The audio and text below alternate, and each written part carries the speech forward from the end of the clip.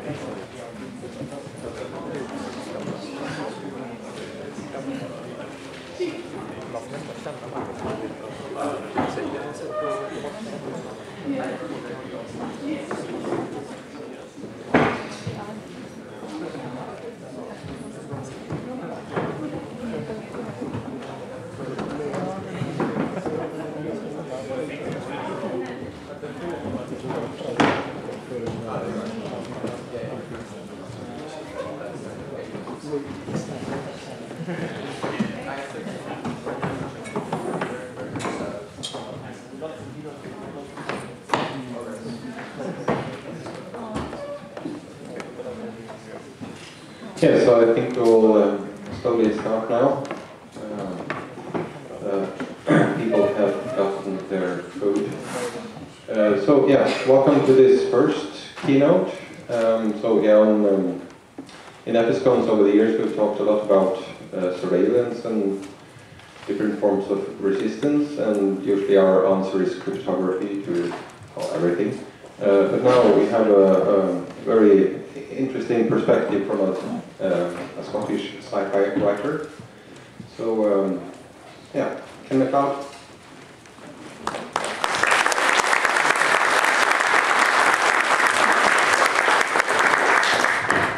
Thank you, Stian. Thank you all for coming to this session.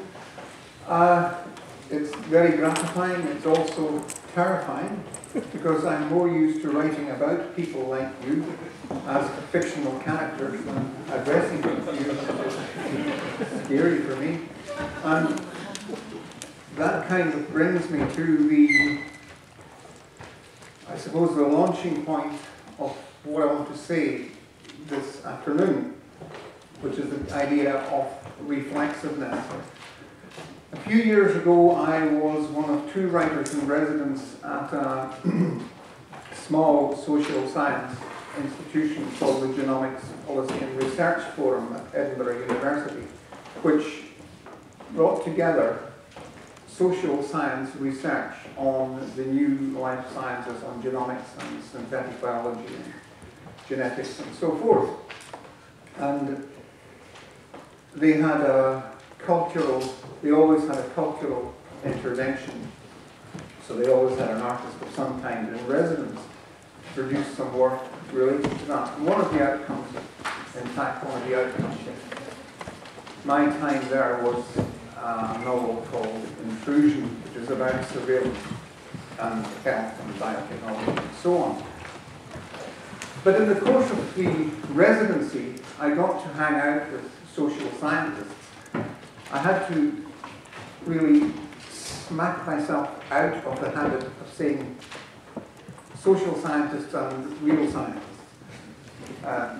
meaning natural scientists, yeah? Because eventually it did come to me that social scientists are, or at least aspire to be, real scientists.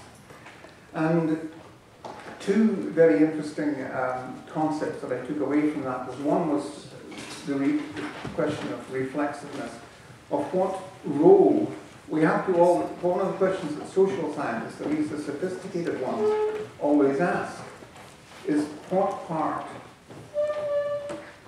are we actually doing here? What is it that we are doing? And how is what we are doing, how are our investigations, our studies, our research projects contributing perhaps to the reproduction of the system that we're studying? In other words, you have to always put yourself in the picture. And another concept that came out of that, which I found has quite wide application, is the political economy of promise. And I think the phrase itself says it all, that new technologies and applications and so on develop through a recognizable life cycle, which many of you will have seen, whether in diagrams or in cartoons, that goes from, a mountain of height to a genetically modified mouse of application. And science fiction writers, it came to me to seem, if they look at their own activity reflexively, are part of the political economy of promise, in that we help to generate the hype. Right? We saw that with, a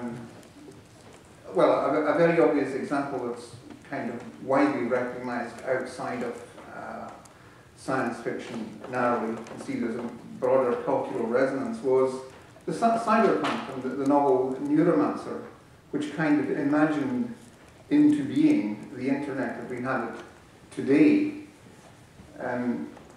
Neil Stephenson's novel Snow Crash imagined into life, Second Life. And because the people who had read this novel went on to build Second Life, which is now, of course, Second Wasteland, complete emptiness. And I don't know what kids are doing in it these days, but it's dead as disco. So I'm trying to, what got me thinking along these lines was what part I played in making the wonderful world that we have today. And I remembered how, when I first came across the internet, the very existence of the internet, it was almost a secret. It was a rumor. It was something you could pass on by word of mouth. This was in the early to mid-90s. I came from a science background. I then went into IT, and I worked in IT for quite a number of years, just doing very routine stuff, administrative programming. And I only encountered the internet when I became a programmer for management information services at Edinburgh University in 1994 or 95. And there was this thing called Usenet and news groups and email lists. And being interested in radical politics of one kind or another, and having already been very interested in libertarianism and anarcho-capitalism and so on, I found a sort of gigantic intellectual adventure playground out there on the net, which I usually investigated in time stolen from my employer. My apologies to Edinburgh University. I later tried to work that up into an aphorism, which was that online libertarianism consists of people all over the world defending the wages system in time stolen from their employer. But when I and one of the examples of early enthusiasm, it wasn't purely libertarian, it was culturally libertarian, the early enthusiastic response to the net that I came across was John Perry Barlow's Declaration of Independence of Cyberspace from 1996, which some of you may remember, in which he begins by saying, not knowing about passcodes, yes, he begins by saying, "Governments of the industrial world, you weary giants of flesh and steel, I come from cyberspace, the new home of mind. On behalf of the future, I ask you of the past to leave us alone. You are not welcome among us. You have no sovereignty where we gather." And so on and so on. And, he got older and he learned better, as he said, and so have we all. But when I first told normal people, like my friends and neighbors and so on, about this thing called the internet, the first thing that they said was, but that would let extremists say whatever they liked. That would let people do all sorts of scary things. And almost everyone saw it as dangerous. And it is And people at that time who were cyberspace activists, if you like, they had an answer to the ignorant, clumsy, repressive moves of the governments of the old era as they saw it, which was cryptography. What was there was some snappy name coined for, I think it was cipherarchy or something like that. That by enciphering things, you could create anarchy, because everybody would be able to exchange information anonymously and so on.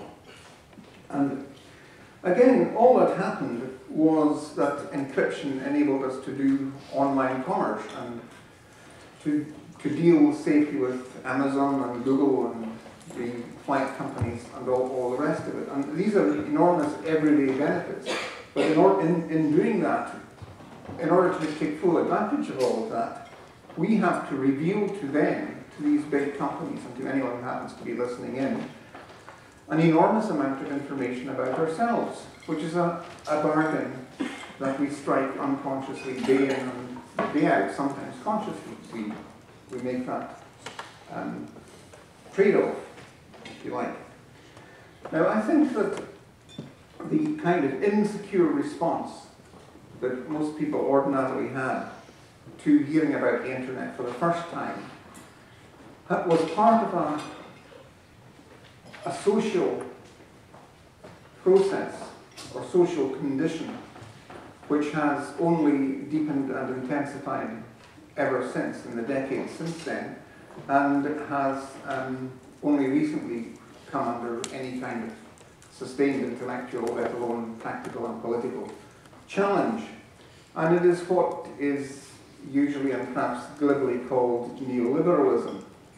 And one of the consequences of neoliberalism is that most people, even in the advanced world, the relatively secure world, the comfortable world in which we stand now, being reflexive about it, yes, we are here in a very nice place, and we enjoy that.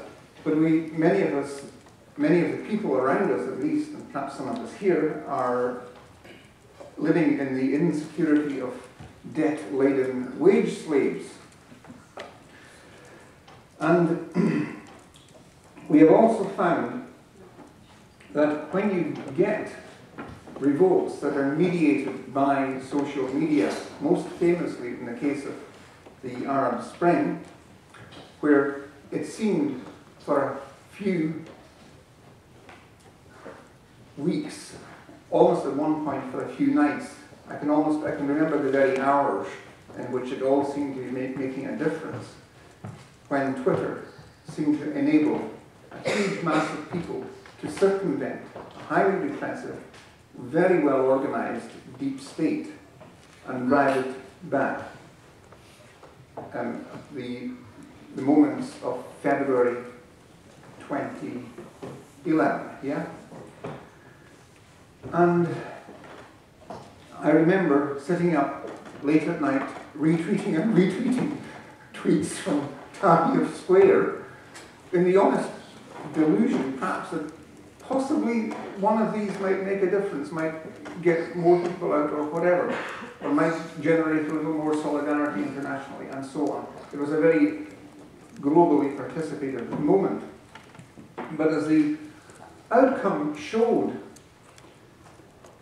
ultimately states are stronger than social media. And the way in which the present regime in Egypt came to power was through an absolutely classical military coup. As soon as I saw that line of soldiers across the bridge to Cairo University, I knew beyond a shadow of a doubt that this was a coup. We knew it was happening. It wasn't a new unfolding of the revolution or people rising up against the Muslim Brotherhood government, the previous government. It was a coup. States can not only beat social media, they can also make use of them.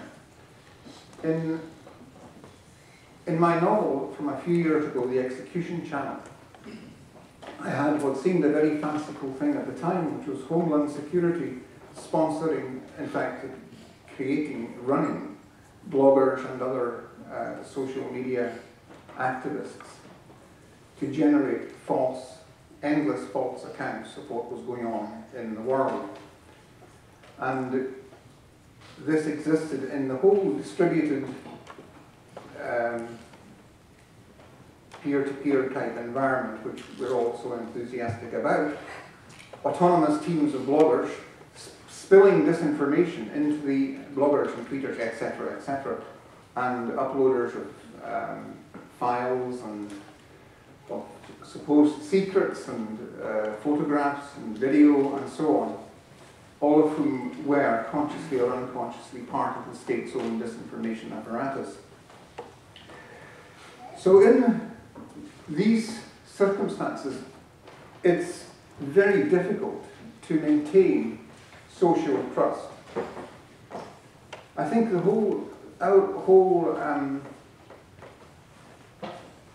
what's the word I'm looking for? Our whole milieu of people who are like hackers and radicals of some kind or another, or who are, like myself, kind of enthusiastic fellow travelers and cheerers on and cheerleaders, if you like, of that community, outriders of it, have to recognize that we're dependent ultimately on human trust, and human trust is continuously being undermined. As Quinn Norton, the American tech journalist, wrote in an article that you can find by Googling her name under "Everything is Broken." Everything is broken, not just computer security. Computer security is broken at very, very fundamental levels. It's trust issues all the way down. The culture is broken at very fundamental levels. Governance, administration are broken at very fundamental levels. And there are issues where, it is trust issues all the way down. There are no more black hats or white hats, or it's no longer possible to tell the difference. So I think that both the, if you like, the reformist method of dealing with these problems, which is that if we pass the right laws, we can rein in the security agencies, we can rein in the corporations, we can fix copyright, and the hacker response, which is that with good enough encryption, we can hack our way out of political repression and economic stagnation, are both almost equally misguided and naive. One of the reasons, I think, is because of the conditions of insecurity in which most people, even in the advanced and comfortable countries, live, there is a demand for security. People are not going to, ordinary people are not going to see strong cryptography as the solution to their problems. They're going to see crackdowns on strong cryptography or breaking strong cryptography as a solution to their problems, because their problems have been defined as dangerous individuals out there, whether it's, infamously child pornographers or rapists or stalkers or terrorists or spies and whatever. All of these things are real, all of these types of people are real and really are dangerous, but they are not the source of most people's sense of insecurity. They are, however, a powerful lightning rod for that sense of insecurity. So we need quite a lot of, I think, cultural and political change to deal with this problem on, if you like, on all fronts, cultural, political, social, and so on. We need to get practices to encourage set people to be and to become self-confident individuals. And we have to fix and change the political economy so that people are no longer debt-laden wage slaves whose livelihood can disappear overnight. And that's not very easy to do. I wish I was here to tell you that somebody has come up with a solution to this, or that I have, or that I know somebody who has, or I've read a book that explains it all, but I haven't. And I'm inclined to see books that that claim to have come up with, if you like, easy solutions and non-political solutions in a rather sceptical light. I have a lot of respect, for example, for the economics journalist Paul Mason, who covered the uprisings in the Arab world and who wrote several books about how the new social media were enabling a new social class, which he calls the precariat, which kind of is the people who live at the extreme of insecurity, some of whom are probably here, people who have portfolio employment, insecure employment, part-time employment, etc., etc.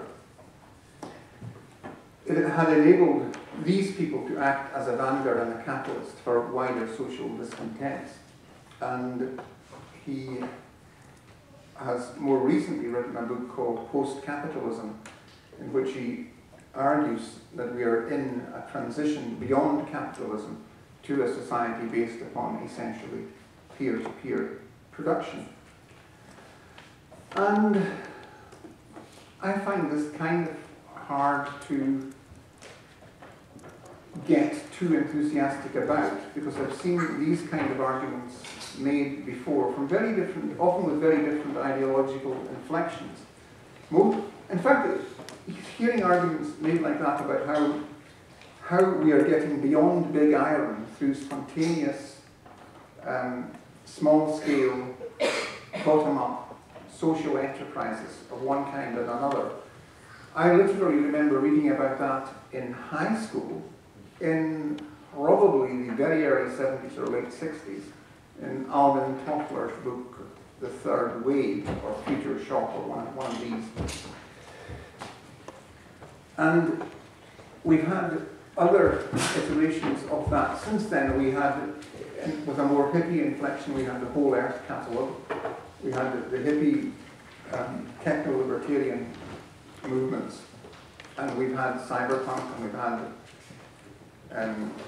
cypherpunk, and all the rest of them. And somehow they are certainly, they are maybe valuable in themselves, but they can't take on the enormous challenges of the situation that we're in. And I think the challenges of the situation were quite strongly spelled out by Patrice earlier today, talking about Bitcoin as money, which I think is one example of the disproportion between the problems that we face and the, if you like, hacker response to these problems. If you're in a financial system that is at some point in the not too distant future going to collapse, we don't know when, but we know it will happen sometime, then building an alternative currency that runs on smartphones is a pathetically inadequate solution. It simply isn't a solution.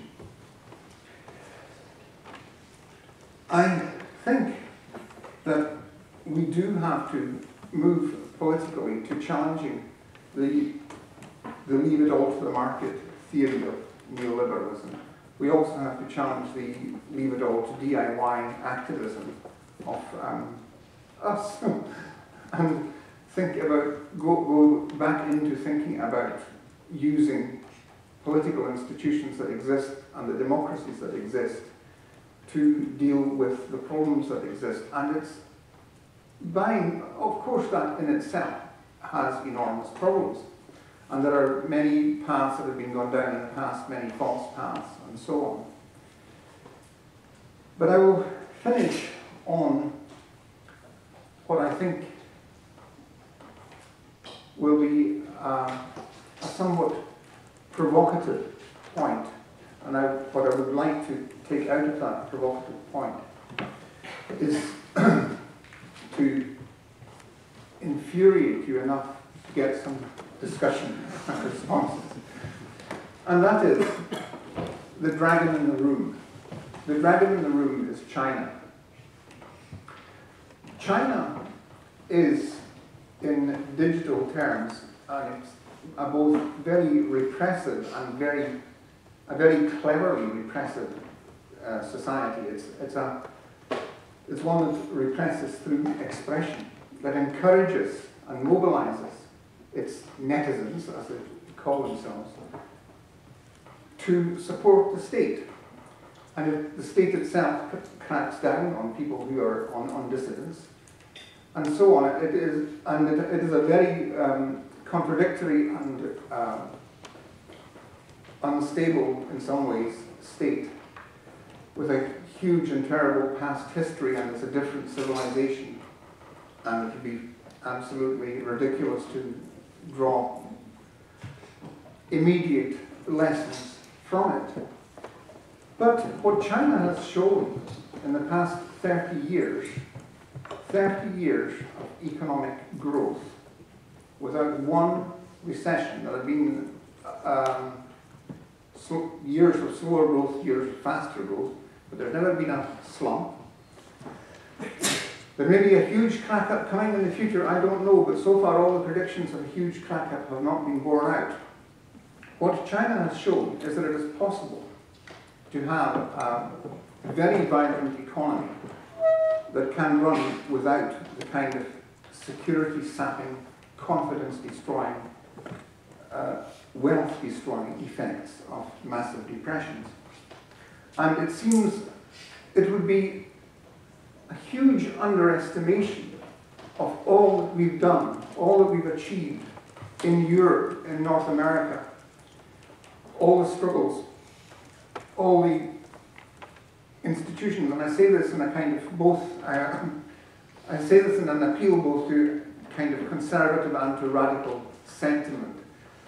All the institutions that we've built, all the cultural values that we've accumulated, all the experience, flawed and inadequate as it has been, of democracy, of participative politics, of freedom of speech, and so on, to say that we here in the advanced democratic West could not do better than China. Come on, listen.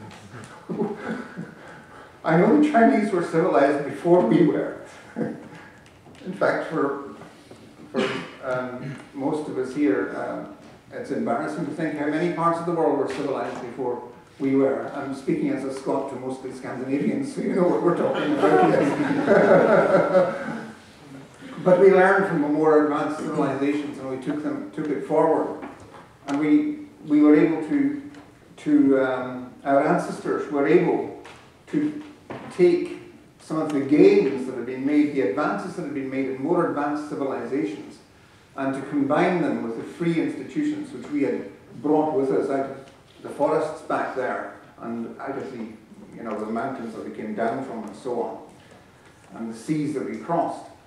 And I think we in Europe have the challenge of doing that again in terms of fixing our own political economy and combining that with a more advanced form of regulating it in a way that doesn't destroy the work, wealth and happiness of millions of people at one go. In other words, what I'm talking about is democratic, libertarian socialism, and that is, I think that is finding a way towards that is, I think, the challenge that we face. And we should see our activities in the small-scale stuff in that light. And we should also see it reflexively to ask ourselves what it is that we are doing now that is actually contributing to the reproduction of capitalism in the way that the cypherpunks contributed to secure bank accounts and to secure online transactions and boring everyday stuff like that. What stage of the hype cycle are we at? What stage is biohacking at? What stage is synthetic biology at? What strange new forms of capital and domination and control will come out of our experiments today? We need to do that, but we also need to look forward and think big. Thank you.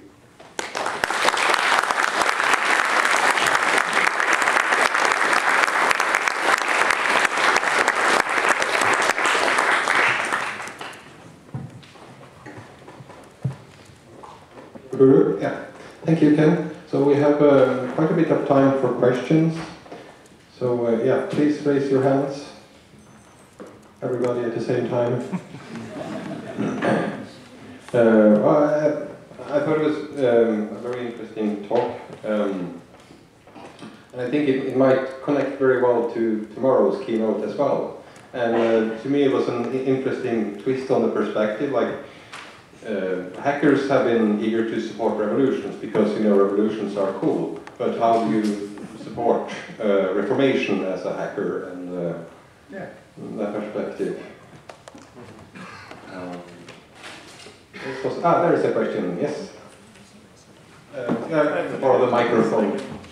So because you mentioned biohacking and synthetic biology and kind of what stage in the hype cycle that's at right now, I just wanted to know if you could expand on that a little bit, what your thoughts are on that. And also, if you know if you can recommend any science fiction relating to those topics. That's the kind of second part question. Well, I first became aware of synthetic biology at that residency that I mentioned earlier, where I met people involved in it. And one of the remarkable things about synthetic biology is that it's been reflexive from the start, in that the actual bioengineers and people who are doing the wet work, if you will. Perhaps that's an unfortunate term. Spycraft wet work is killing people. No, they're not doing that. The people who are doing the working in the wet labs and so on are almost outnumbered by the sociologists of science and the artists who are clustering around them, trying to make sense of what they're doing. So I know synthetic biology mainly through either social scientific investigation of it or art projects like the one we saw this morning from Byron and Mary, who are, you know, developing a way of making estrogen in your kitchen or whatever purely as a kind of almost purely as a provocation to show why it's an inadequate response to the lack of availability of various synthetic hormones. And I saw a fascinating exhibition and various other activities by an artist in London called Daisy Ginsberg, who came up with a wonderful formulation of the synthetic kingdom. And she has a diagram which has become famous. It's on the cover of various books, which shows the kingdoms of life, you know, the eukaryotes, prokaryotes, fungi, other Cupicoles, and a great big lobe coming off, which she calls synthetica. And there will be that kingdom sometime, someday. And it's exciting, but it's kind of at the level where nanotech was when Eric Drexler wrote Engines of Creation, another wonderful work of hype which has inspired me for most of my career, I have to admit, but which has a very little way of practical application to date. So I think it's at the very early stage. state of getting enough people excited about it. How the political economy of FSCONS works is that if you generate enough excitement and buzz around something, you will pull in venture capital, you will pull in research grants, you will pull in revenue of one kind or another, you will pull in interest and volunteers and enthusiasm, and you will start various balls rolling. That's how it works. And we've seen it with stem cells, which have gone into the kind of practical end of the cycle. In that we've had at least one so far successful therapeutic application. Just last week, I think it was announced in Britain, a small baby that had been, to all appearances, cured of leukemia from a form of genetic modification stem cell therapy. Does that answer your question? Oh, the other one was science fiction about it. Very little, and I've written some of it. There is a forthcoming short story in a wonderful anthology called Wayward Plants. And my short story on that is called The Bicycle Frame Tree Plantation Manager's Redundancy.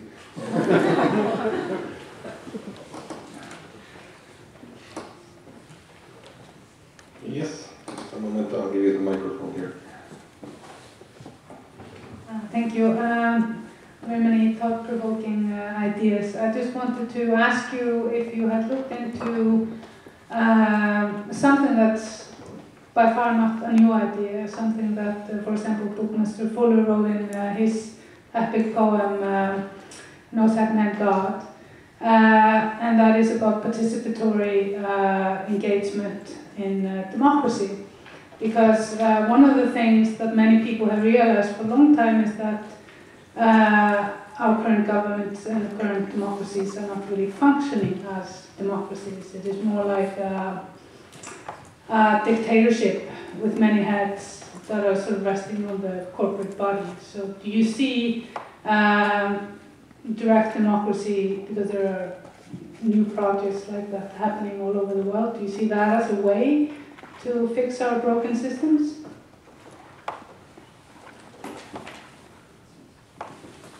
Well, I would say something like that. I mean, it's going to be an experimental process. One of the two things in the very recent past in Britain completely surprised me. So, if you find somebody who's surprised by political developments, don't pay any attention to their political speculations, okay? So I'm probably saying you shouldn't take my political perspectives too seriously, because I got blindsided by two developments. One, of course, was the Scottish Yes movement, the Scottish independence movement, which went very quickly and suddenly and quickly from 30% support to 45% support. So it was huge. And I remember the moments when I could see the thing slipping. It was like a movement in tectonic plates, you know. You get a shift and stand up. I'm not so... I don't mean I should sit down because I'm talking to Birgitta, but of course I'm talking to all of us.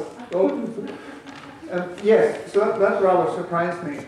And the other, of course, was the election of Jeremy Corbyn as leader of Britain's Labour Party. I used to live in Islington, we're in North London, and Jeremy Corbyn was a local MP, and he was one of these kind of dependably far-left MPs who was very, very polite and who always took a radical position, and he was a very good constituency MP, and everyone knew him and so on. And he was absolutely the last person anyone would expect to become leader of the Labour Party, including Jeremy Corbyn. He certainly didn't expect to become leader. So that indicates something has changed. And for a very long time, in terms of the left in Great Britain, the problem was one in which literally generations of leftists sort of beat their heads in vain.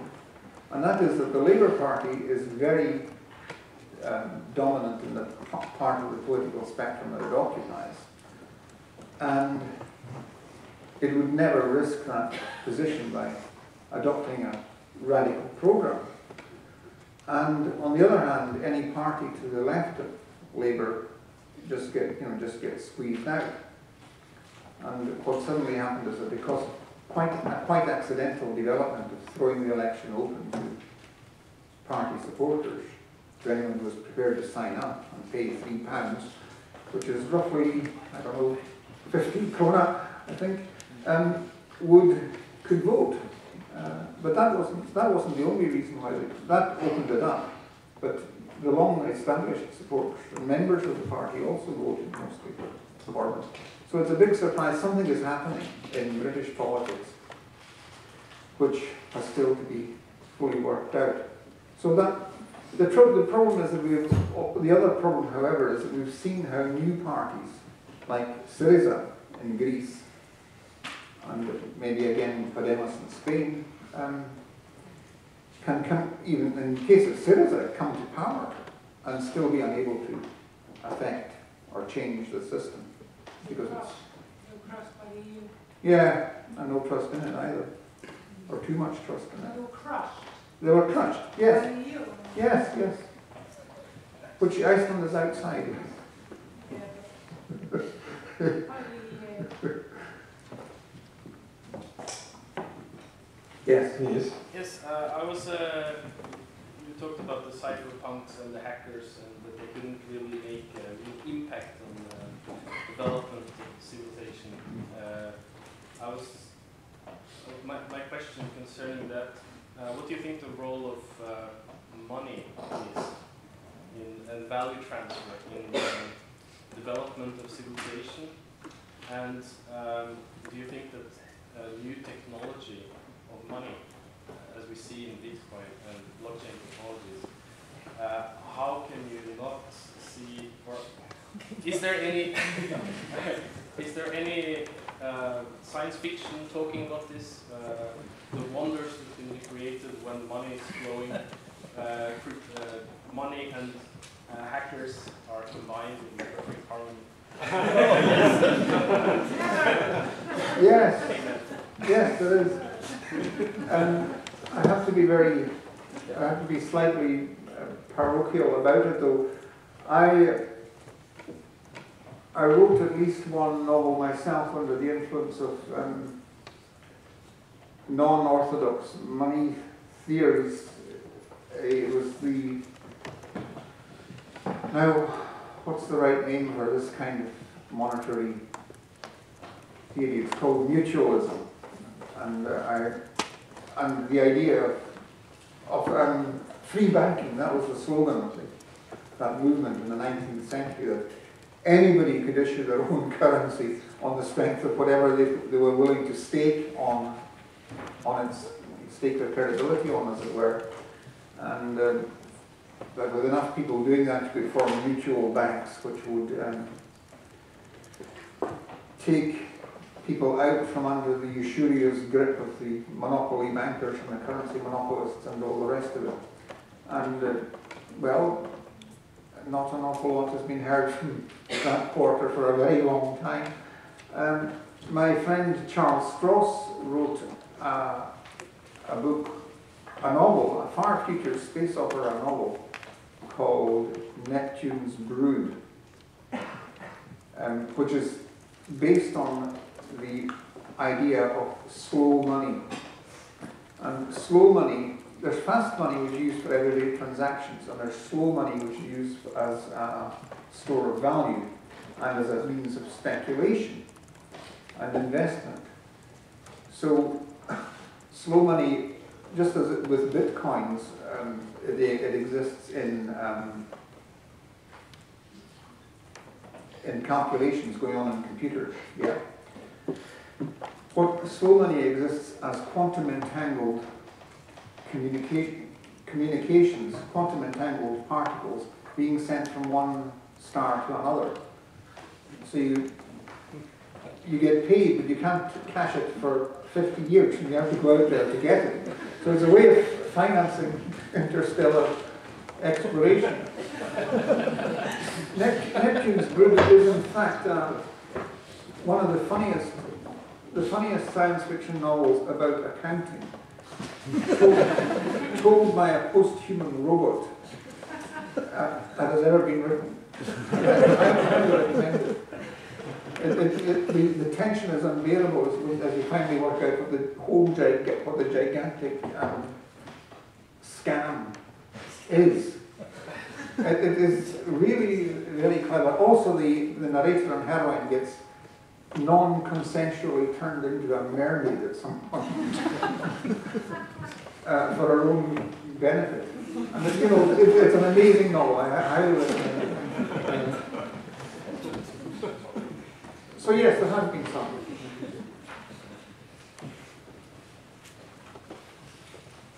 Yes. So one of the great joys of the keynotes here at FSCONS is when we are properly chastised. This happened 2 years ago when Smarty McCarthy, both from Iceland and from Scotland, both told us that if we... Is he from Ireland? Oh, I thought McCarthy sounds Scottish. Anyway, sorry about that. Anyway, Smarty told us that if we persist in working in the command line, we are in fact working for fascism. By which he meant that if we don't take the users into account in their experiences, we're actually reinforcing the structures that are. And you touched upon this as well in your talk with your criticizing our perhaps rather myopic view of the DIY ethos. One particular interesting thing you said was how the establishment manages to sell us a view that cryptography is not the solution, but rather the threat, because it protects the dark forces. So I guess my question is, how can we get out of saying that the solution is more crypto, but to perhaps reversing the hype? Is there any way of using the hype to sort of get people to get the idea that the solution is more cryptography? Well, in a sense, there's the fact that cryptography has become banal and that everybody uses it without realizing it whenever they check their bank account. It keeps your money safe. That's what you can tell people. It's keeping your money safe right now. It's how you can buy stuff online without worrying too much about it. But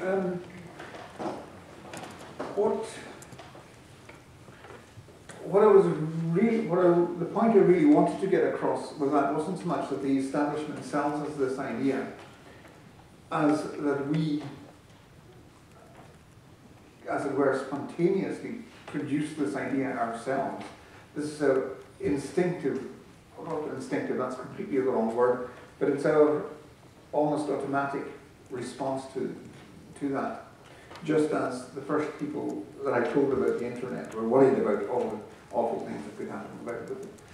And I think the answer is to, in the long term, in the short term, as it were, or medium term, the point is to have a cultural, almost subcultural, no, not subcultural, an actual cultural, artistic, social sense of people being empowered as individuals, people being able to be self-confident as individuals.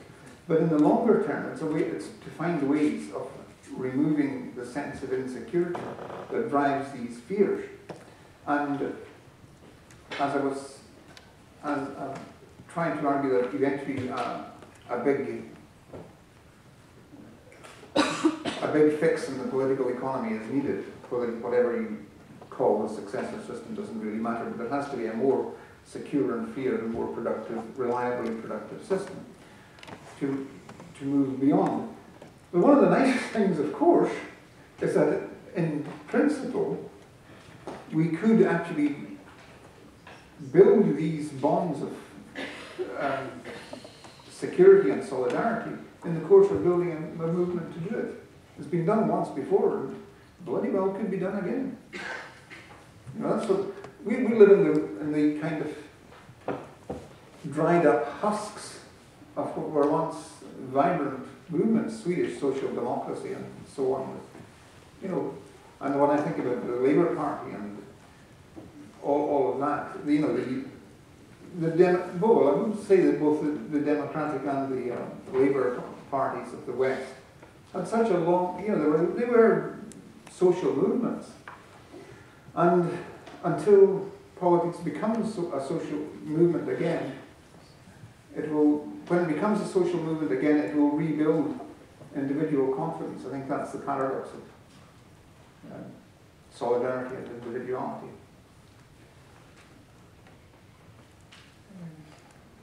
Yes? You said that you think that in order to achieve a big-scale change in society, we have to try to influence existing political and economical institutions. But my question is, how do we do that in the best way? You're asking me? That's a science fiction, right? No, seriously, I think I don't rule out any method other than I wouldn't rule out any method other than armed struggle, put it that way. So, yes, getting your hands dirty in political parties and campaigns and so on is part of it, I would say. And I think one of the hopeful signs, as it were, possibly hopeful, is that the people who run the system, to the extent that it's run at all, or at least manage it, I don't think they run it, know very well that they're in the position of cartoon characters who will run off a cliff, and who know that if they look down they will fall. So it's, you know, there are possibilities of cracks and openings in the existing power structure, I think.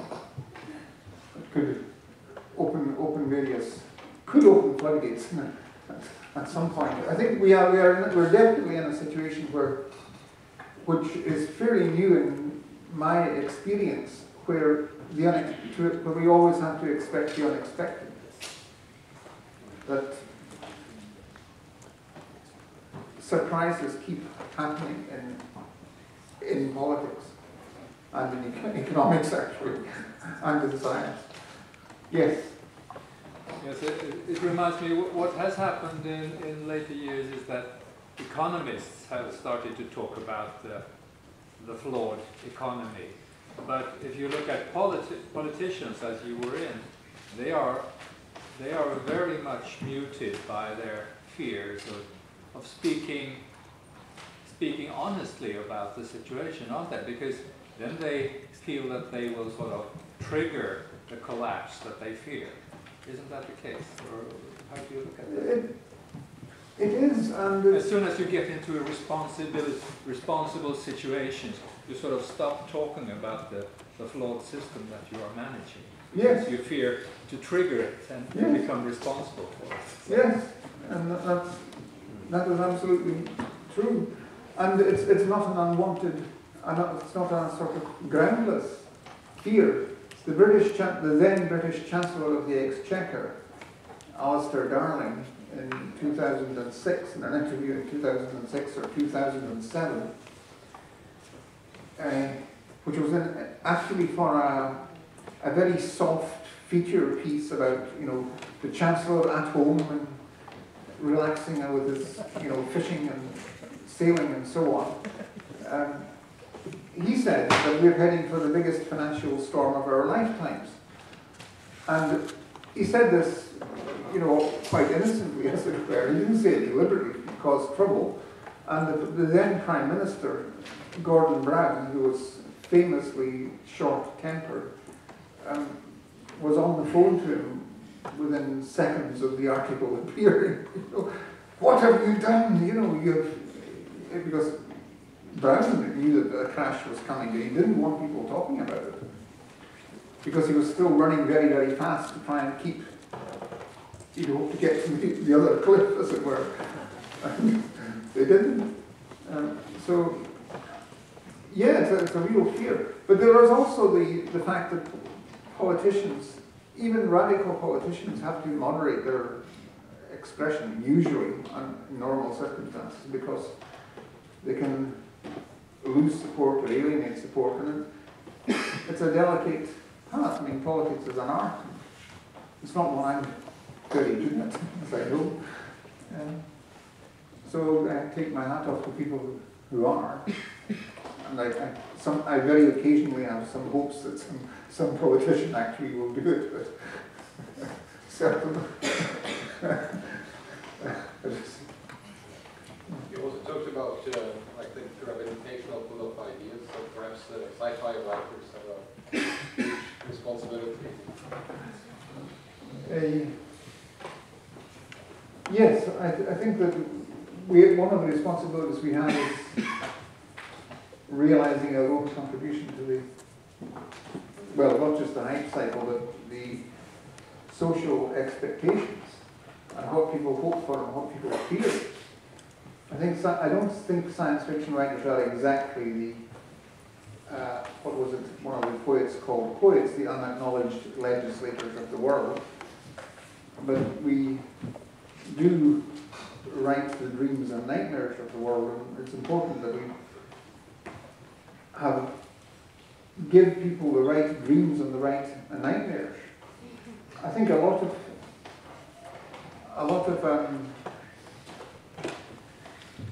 political, if you like, libertarian political activism, and it's also civil liberties political activism, is sometimes misguided by fighting against the wrong enemy. There is an old joke about how the dark cloud of fascism is always descending on America and landing on Europe. And somehow Americans seem to be terribly worried about a government who will want to control their everyday lives, and well, to some extent they do have one already, with the drug war and all that sort of thing. But in a way, the kind of governments that we have to fear in the near future are not ones like 1984 that want to spy on us all the time, that we want to hyper-regulate our thoughts. I think that the threats tend to be more insidious than that. So, yeah. But also the other thing that SF writers can do is to project images of desirable and possible and desirable outcomes. And we have not been doing that very well recently. We need a utopian wave. Yes, we need a utopian wave. Yeah. So I think we have. Dispossessed. Yes. We have 30 seconds for a last question. Yes, Thomas. I just think that also for science fiction writers, one important task, or for everyone really, but maybe science fiction particularly, is to just present alternatives, to make aware that alternatives do exist. Because the media we have today are so one-sided, and just presenting the corporate, limited view. Copyright has to be this way, and police has to be this way, and so on and so on and so on. Just to make it clear that there are alternative ways of doing things. Just to keep that thought alive and present is very important, I think. Could you comment on that? I don't think I have to. I think you said it all. So thank you. Yeah. So that was all we had time for. Next session starts in 15 minutes. Thank you very much.